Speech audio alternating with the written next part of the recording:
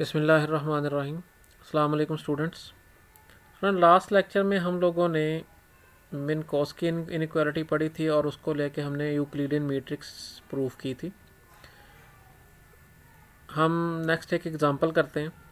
If x d is a metric space then absolute value of d of x z minus D of y z is less than और equal to D of x y. कि कोई से भी दो distances का जो difference है उनका एब्सोलूट वैल्यू लेस और इक्वल टू होता है तीसरा जो डिस्टेंस है उससे, for all X Y Z belongs to X. तो सोल्यूशन सबसे पहले हमें पता है M4 से, M4 क्या चीज़ है, ट्राइंगल इनइक्वालिटी के d of x z is less than और equal to D of x y plus D of y जी।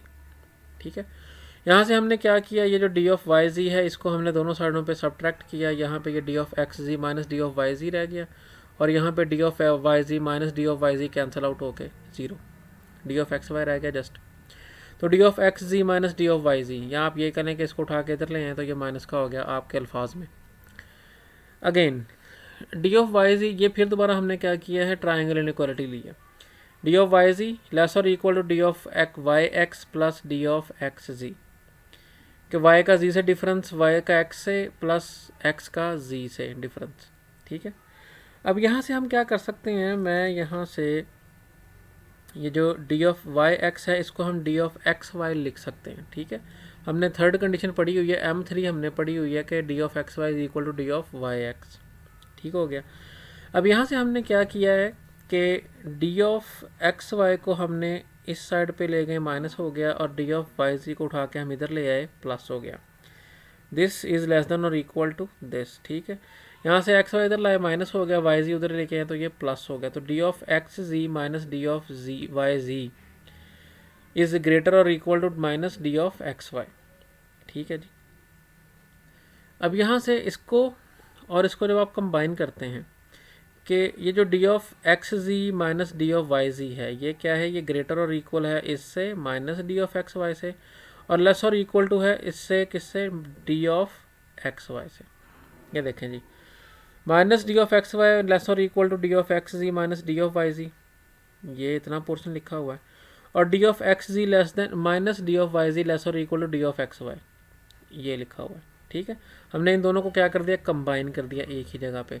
तो इसी चीज़ को आपको पता है कि हम लिखते होते हैं कि एब्सोलूट वैल्यू इसी चीज़ का नाम है, कि जो एब्सोलूट वैल्यू है वो यहाँ प्लस या माइनस के लेस और इक्वल टू आता है। तो यहाँ से हमारे पास आ गया d of x z minus D of y z absolute value less than और equal to D of x y. तो यही हमने प्रूव करना था। उसके बाद स्टूडेंट्स कुछ डेफिनेशन हैं उनको हम देख लेते हैं। Let XD be a metric space, then number 1, let A be a non-empty subset of X and X small x be a point of X। A कोई non-empty subset है X का और small x कोई point है X का, उसका A में होना या ना होना ज़रूरी नहीं है। The distance D of X A of X point X to the set A, distance of a point to the set is defined as d of x a is equal to infimum of d of x a such that a is a member of a। कि हमने distance पढ़ा हुआ है दो elements की form में, तो यहाँ पे जो a है उसकी जगह पे हमने क्या कर दिया, a के एलिमेंट्स रखे, आपने a के तमाम एलिमेंट्स का इस x से डिस्टेंस फाइंड कर लिया। उनमें से जो इन्फिमम, उसका जो इन्फिमम होगा, आप ये कह लें कि उनमें से जो स्मॉलेस्ट होगा वो हमारा क्या बनेगा, वो डिस्टेंस होगा x का a से। ठीक है जी, ये इन्फिमम में और मिनिमम में थोड़ा सा स्टूडेंट्स फ़र्क होता है, वो नेक्स्ट इंशाल्लाह मैं एक्सप्लेन कर दूंगा। ठीक है, इन्फिमम इस सेट का जो है वो होगा इसका डिस्टेंस, यानी इन डिस्टेंसेस में जो सबसे स्मॉलेस्ट होगा, जो उसकी ग्रेटेस्ट लोअर बाउंड होगी उस सेट की, वो होगा हमारा distance of this point to this set. Number 2, the distance between two non empty subsets A and B of x is denoted by D of A B and is defined as d of ab is equal to infimum of d of ab। ab क्या चीज़ है, a के elements हैं और b जो है वो b के एलिमेंट्स हैं, यानी आपने a और b के एलिमेंट्स के आपस में डिस्टेंस फाइंड करने हैं। तो वो जितने भी डिस्टेंस बनेंगे एक सेट में, उस सेट का जो इन्फिमम होगा, उस सेट की जो ग्रेटेस्ट लोअर बाउंड होगी, वो होगा हमारा distance between a and b. Number 3, the diameter delta of a of a non empty subset a of x is defined as delta of A is equal to supremum of d of x a. ठीक है, infimum क्या होता है, smallest होता है, और supremum क्या होता है, ये लार्जेस्ट होता है। ये इसका ऑपोजिट है, ये लोएस्ट अपर बाउंड है, लीस्ट अपर बाउंड होती है। Supremum of d of x Y such that x Y is a member of a के जितने भी मेंबर्स हैं उन सबका डिस्टेंस, आपस में डिस्टेंस फाइंड कर लेना। तो जो उनमें लार्जेस्ट होगा वो होगा हमारा डायामीटर। ठीक है, ए सेट में जितने भी डिस्टेंसेस पड़े होंगे उनमें जो लार्जेस्ट होगा वो होगा ए का diameter. Bye convention diameter of empty set is 0। आपको पता है कोई एलिमेंट नहीं होता तो उसका कन्वेंशन हमने ये रख लिया, क्योंकि डिस्टेंस तो हम फाइंड नहीं कर सकते क्योंकि एलिमेंट्स तो हैं नहीं। सो हमने यही कन्वेंशनली ये कह दिया कि इसका डायामीटर हमेशा हम 0 लेंगे। ये जब भी कोई थ्योरम प्रूव करना पड़ेगा तो डायामीटर ऑफ एम्प्टी सेट हम कन्वेंशन की मदद से पुट कर देंगे, वो 0 है। A set A is set to be bounded if diameter of A is less than infinity. इस बात का क्या मतलब है, diameter of A is finite. Less than infinity का मतलब होता है फाइनाइट। ठीक है, अगर डायामीटर फाइनाइट आ जाए, कोई नंबर आ जाए, कोई इन्फिनिटी से छोटा, यानी कि कोई डेफिनेट नंबर आ जाए हमारे पास, 1000 आ जाए, 1 मिलियन आ जाए, 1 ट्रिलियन आ जाए, लेकिन इन्फिनिट नहीं है, तो फिर हम कहते हैं वो सेट जो ए है वो बाउंडेड है। D is called bounded metric on x if delta of x is less than infinity. अच्छा, ये थोड़ी सी डिफरेंट बात है, इन दोनों को आपस में कन्फ्यूज़ नहीं करना। कि अगर हमारे पास सेट एक्स के लिए कोई मीट्रिक ऐसी पड़ी हो, हमारे पास कोई ऐसी मीट्रिक पड़ी हो जिस मीट्रिक को यूज़ करके डायामीटर फाइनाइट आता हो, यानी ज़रूरी नहीं कि उसका डायामीटर वाकई ही फाइनाइट हो, लेकिन अगर इस मीट्रिक की वजह से डायामीटर फाइनाइट आ रहा है तो हम कहते हैं ये जो मीट्रिक है ये बाउंडेड मीट्रिक है। ठीक है, यहाँ पे बाउंडेड सेट की बात हो रही है और यहाँ पे बाउंडेड मीट्रिक की बात हो रही है कि वो मीट्रिक ही ऐसी है जो जिसकी वजह से डायामीटर फाइनाइट आ रहा है। Since delta of x is a non-negative finite real number for a bounded metric t, it follows that d is bounded if for some k positive d of xy is less than k for all xy belongs to x। कि अगर हमारे पास ये जो delta of x है, ये suppose कर लेते हैं कि कोई के आ जाता है। ठीक है, तो हमें ये पता होगा कि जो डी ऑफ एक्स वाई के जो एक्स के जो बाकी एलिमेंट्स हैं उनका जो डिस्टेंस है वो इससे हमेशा स्मॉल ही रहेगा। रीज़न क्या है कि हमने यहाँ पे सुप्रीमम यूज़ किया हुआ है। डायामीटर क्या चीज़ है, सुप्रीमम, जो लार्जेस्ट है। ठीक है, अब लार्जेस्ट, ये अगर के सपोज लार्जेस्ट होगा तो बाकी के एलिमेंट्स का जो डिस्टेंस है वो तो उससे स्मॉल ही होगा। ठीक है, क्योंकि वो फाइनाइट है, अगर फाइनाइट हो तब। ठीक है, ए बाउंडेड सेट कब होगा, अगर उसका डायामीटर फाइनाइट आ जाए। और अगर हमारे पास सेट एक्स के लिए, यानी आपकी जो मीट्रिक स्पेस है उसके लिए एक ऐसी मीट्रिक हमारे पास पड़ी हो जिसकी वजह से डायामीटर उसका फाइनाइट आता हो, तो हम कहते हैं वो मीट्रिक बाउंडेड है। ठीक है, और चूंकि वो non negative finite real number दे रही है बाउंडेड मीट्रिक, तो फिर क्या होता है कि हमारे पास कोई ना कोई के ऐसा ज़रूर होगा जिससे इस सारे के सारे एलिमेंट्स का डिस्टेंस जो है वो उस नंबर के से स्मॉल हो। नेक्स्ट हमारे पास एक एग्जांपल है, let A and B be subsets of a matrix space x D and A intersection B is non empty, यानी उनमें कुछ ना कुछ कॉमन पड़ा हुआ है। Then it is obvious that D of A B is equal to 0। ठीक है जी, हमने क्या पढ़ा था अभी, डिस्टेंस ऑफ टू सेट्स के, उन सेट्स के पॉइंट्स में जितने भी डिस्टेंसेस बनेंगे उनमें जो इन्फिमम है वो होगा हमारा डिस्टेंस। अब यहाँ पे आपको नज़र आ रहा है इस एग्जांपल में कि ए और बी का जो इंटरसेक्शन है वो नॉन एम्प्टी है, मतलब ए और बी में कुछ ना कुछ एलिमेंट्स कॉमन हैं। ठीक हो गया, सपोज कर लें कि ए के अंदर कोई एलिमेंट पड़ा है एक्स जो कि बी में भी पड़ा है, जो कॉमन एलिमेंट है वो एक्स है। तो आपके पास ये जो हमारे पास डिस्टेंसेस पड़े हुए हैं ये वाले, इनमें डी ऑफ एक्स भी आ जाएगा। ठीक है, आपने ए से लिया वो भी एक्स आया, आपने बी से लिया वो भी एक्स आया, तो एक्स का एक्स से डिस्टेंस हमें पता है 0 होता है। जब आपने पढ़ा हुआ है M2 में कि जब दोनों एलिमेंट सेम हो तो उनका डिस्टेंस 0 आता है। ठीक है, तो इसमें सेट में 0 भी आ गया, 0 आ गया तो इन्फिमम क्या आएगा हमारे पास, 0 ही आएगा। ठीक है जी, तो distance between A B is equal to 0। However, distance of AB equal to 0 need not imply that A intersection B is non-empty. दो सेट्स का डिस्टेंस अगर ज़ीरो है तो इसका मतलब ये नहीं है कि उनका इंटरसेक्शन आपस में नॉन एम्प्टी है, कि वो आपस में ओवरलैप करते हैं, ज़रूरी नहीं वो ओवरलैप करें। लेकिन अगर ओवरलैप कर रहे हैं तो उनका लाजमन डिस्टेंस जो है वो ज़ीरो होगा।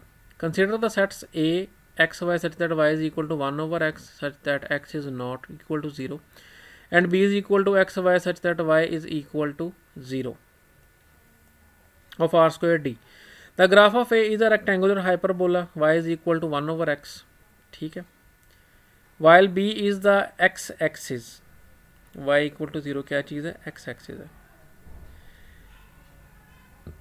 ये कैसे है कि अगर आपके पास x एक्सिस हो और y एक्सिस हो, हमें पता है कि y जब पॉजिटिव होता है तो वो ऊपर को जाता है, जब y नेगेटिव होता है वो नीचे को जाता है, और अगर y ज़ीरो रहे तो वो x एक्सिस के ऊपर ही रहेगा।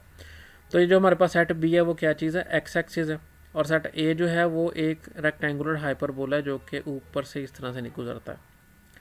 Clearly A intersection B is equal to empty, ठीक है। ये दोनों आपस में इनका इंटरसेक्शन जो है वो बिल्कुल, इनमें कोई भी कॉमन एलिमेंट्स नहीं होंगे। उसकी रीज़न ये है कि वो जो हाइपरबोला है वो उस एक्स एक्सिस को टच नहीं करता, वो उससे थोड़ा सा ऊपर से गुजर जाता है। Since y is equal to 1/x has an asymptote y equal to 0, so d distance between a b is equal to 0, ठीक है। लेकिन ये जो हमारे पास सेट है y इक्वल टू 1/x, इसका एक एसिम्प्टोट है y इक्वल टू 0। एसिम्प्टोट क्या चीज़ होती है, एक ऐसी स्ट्रेट लाइन होती है जो कि इस कर्व को इन्फिनिटी पे जाके टच करती है, ठीक है। तो ये इन्फिनिटी पे जाके कहीं ना कहीं टच करेगा, इस बात का मतलब ये हुआ कि इनका जो डिस्टेंस है वो आपस में कहीं ना कहीं ज़ीरो ज़रूर हो जाएगा। This also shows that the distance between sets does not define a metric on the power set of X. यहाँ से क्या पता चला आपको कि ये जो हमारे पास डिस्टेंस बिटवीन सेट्स है ये मेट्रिक नहीं है सेट पावर सेट के ऊपर, ठीक है। मेट्रिक क्यों नहीं है, क्योंकि हमने ये देखा कि दो सेट्स का जो डिस्टेंस है, दो सेट्स का जो मेट्रिक है, जो डिस्टेंस है वो ज़ीरो है, लेकिन वो दोनों सेट सेम नहीं है। हमने थर्ड कंडीशन पढ़ी हुई है मेट्रिक की कि अगर दो सेट्स का डिस्टेंस, तो दो एलिमेंट्स का डिस्टेंस ज़ीरो आ जाए तो वो दोनों एलिमेंट्स सेम होते हैं। लेकिन यहाँ पे हमें देख रहे हैं कि इनका डिस्टेंस ज़ीरो है लेकिन ये एलिमेंट्स दोनों सेम नहीं है, ये दोनों डिफरेंट एलिमेंट्स हैं।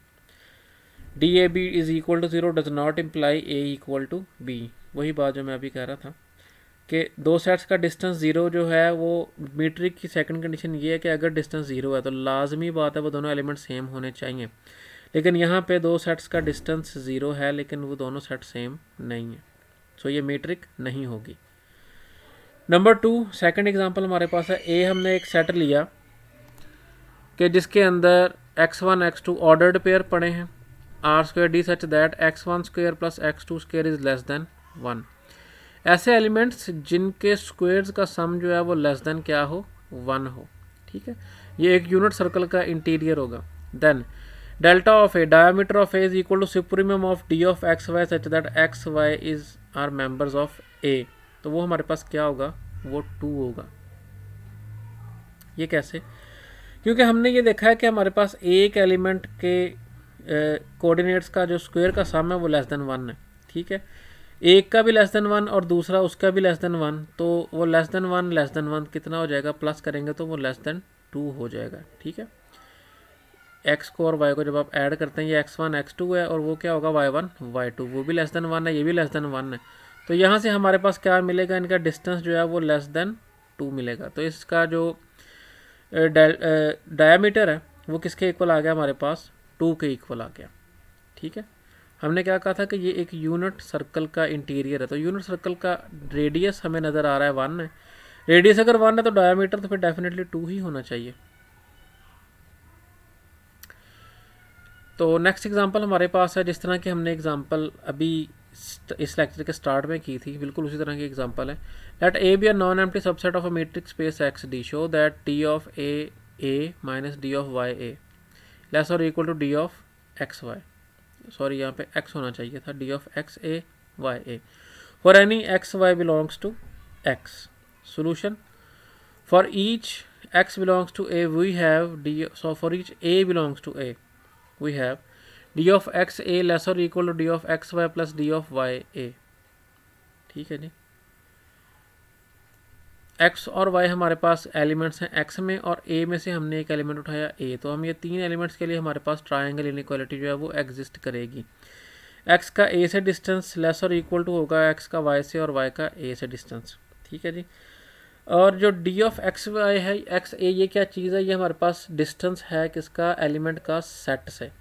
उसको मैंने कैसे डिफाइन किया था, infimum of d of x a such that a is a member of a. ठीक है जी। ये लेस और इक्वल टू होगा infimum of d of x y plus D of Y a. ये हमने कहाँ से लिखा, ये हमने इसकी जगह पे डी ऑफ एक्स ए की जगह पे ये पुट करेंगे तो ये लेस देन और इक्वल टू हो जाएगा, क्योंकि ये लेस देन और इक्वल है इससे, तो ये लेस देन और इक्वल हो जाएगा इससे। ठीक है जी। उसके बाद यहाँ से हमने क्या कर लिया, डी ऑफ वाई ए हमने यहाँ पे, क्योंकि एक्स वाई का इस ए से कोई भी क्या लें कि आप रिलेशनशिप नहीं है, कोई लेना देना नहीं है, तो हमने डी ऑफ एक्स वाई को यहाँ से आउटसाइड ले लिया।